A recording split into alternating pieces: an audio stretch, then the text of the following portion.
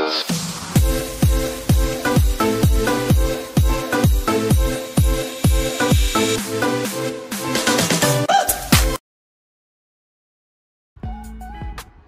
up mga kaklista, it's me again, Patrick Patricio. So for today's video guys, quick unboxing lang tayo dito sa ating nabili sa Lazada Gaming. So syempre habang hinihintay natin si Trekkie, ito na siya. Ito yung yung olive, yung pag magpapaano ka, papalit ka ng hose o hydraulic brake. Ayan, ito yung gagamitin mo. Kung napanood nyo yung sa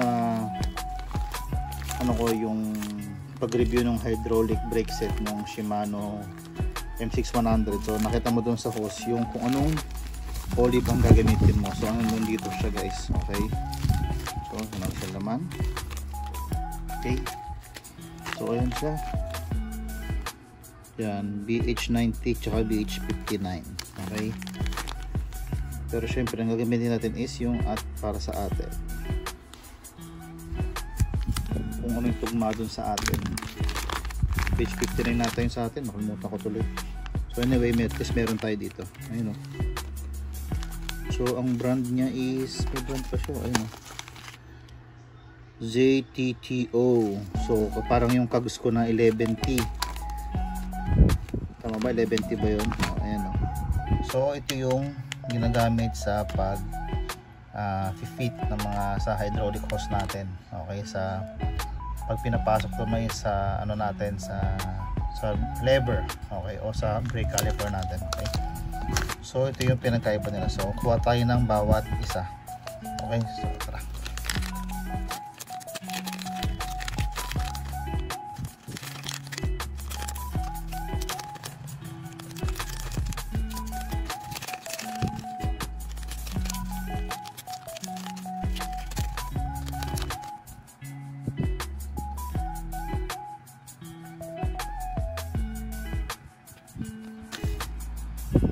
Okay guys, as you can see, ito na sila. Ito si 59, BH59, itong nasa aking kanan na kulay tanso o color gold siya. Kasi itong isa naman is medyo maiksi at ang isa ay yung parang color silver siya. Ito siya. So unahin natin itong sa BH59. So as per lang to sa akin so hindi ito yung ito yung sa aking pagkakaalam lang. So si BH59, so siya yung medyo mahaba. Ito yung color gold siya o color tanso. Yan. Mas mahaba siya ng konti kesa sa BH59. BH90 rather. Sorry. So ito yung si BH59. Yan. So sa pagkakaalam po, ito yung kinagamit sa mga MP200 na 201. I'm not sure so check nyo na lang guys dun sa pinakita natin dun sa may hose. So may papakita ko ulit yun. So yan. So sa Tektro kasi, sa tinignan ko siya dun sa may hose nya, wala pero tingin ko ito ang ginagamit dun kasi alam ko ito yung mga yung mga low tawag dito, yung mga bayon, mga budget meal na na tawag dito, budget meal na mga hydraulic brake set natin. Okay, so I'm not sure so paki-check na lang guys yung mga hose nyo, baka merong nakasulat dyan. So ito yung BH59 nya, okay. Yan. So ito naman yung BH90. Ito. So ito siya, so mas maikli siya ng konti. Okay, mas maikli siya ng konti. So ito ata wala naman pagkakaiba ata dito, not sure. So kukunin ko to pagtabihin natin to. Ano ba yan? Tanggalin ko muna to. Ito. So okay, so yung kanan 59, ito yung isa 90. So parang wala naman kakaiba, diba? Diba? So, okay, wala naman kakaiba Okay, dito siya. So ito yung sa BH90. So sabi nila ito naman daw yung sa mga medyo middle class to higher end na mga brake, mga XT siguro, mga Diore, yan, Shimano XT na mga brake set. So pagtabihin natin sila. So 59 yung sa kanan, yung gold, yung 90 is yung color silver. So ayun siya, yung pinagkaiba niya. Yan, so mas maiksi lang yung 90. Okay, so ayan siya. So pag pinagtabi mo siya, mas maiksi yung ano. So sa lapad naman siguro, hindi ko sure, parang wala naman pa nagkaiba. I'm not sure pero pag hinahawakan ko siya, parang mas malapad-lapad ng konting-konti itong BH90 sa aking malapad siya ng konting-konti lang.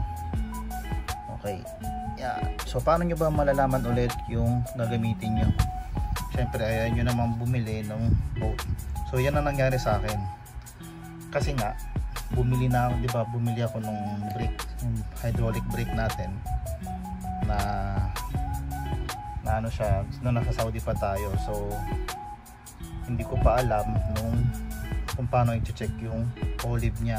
So bumili ako boat, diba? So yun lang yung medyo naging nadoble pa yung bili mo.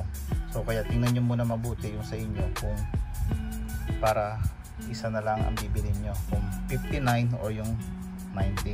Okay, so sa akin dito, so nandito yung brake ko. Yan. So makikita nyo dyan, ito. Yan, yung BH90, SM-BH90.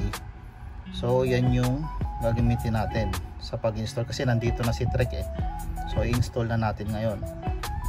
So soon, ayan, install na natin sila. Soon install natin yan guys, papakita natin. So ito yung gagamitin natin, yung 90.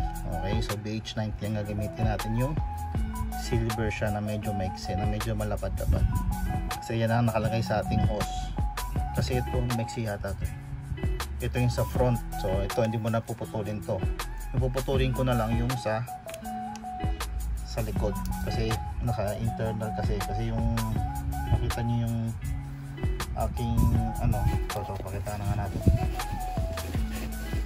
Itong ating brake sa likod is buo siya, hindi siya yung tulad nung sa iba na may putol na. Ito kasi puputulin ko pa ulit to dito kasi naka-internal pa yung ating frame natin, pang internal siya. So BH90 ang gagamitin. So tulad nito is Diore, Shimano Diore. So itong gagamitin natin. Okay, so sa may MT200, sa 201 I'm not sure, so baka ito yon. I-check nyo lang mabuti bago kayo bumili para makita nyo din. Okay, para hindi kayo magdoble, hindi kayo matulad sa akin. Okay, so yun lang guys, at maraming salamat sa panonood nyo, at sana may natutunan kayo dito sa ating video kung ano pinagkaiba ng dalawang ito at paano nyo malalaman ang pagbili ng olive or barb. Okay, so yun lang guys, maraming salamat ulit sa panonood nyo. See you soon, ride safe and God bless. Soon guys, install na natin to. Bye bye. Sheesh.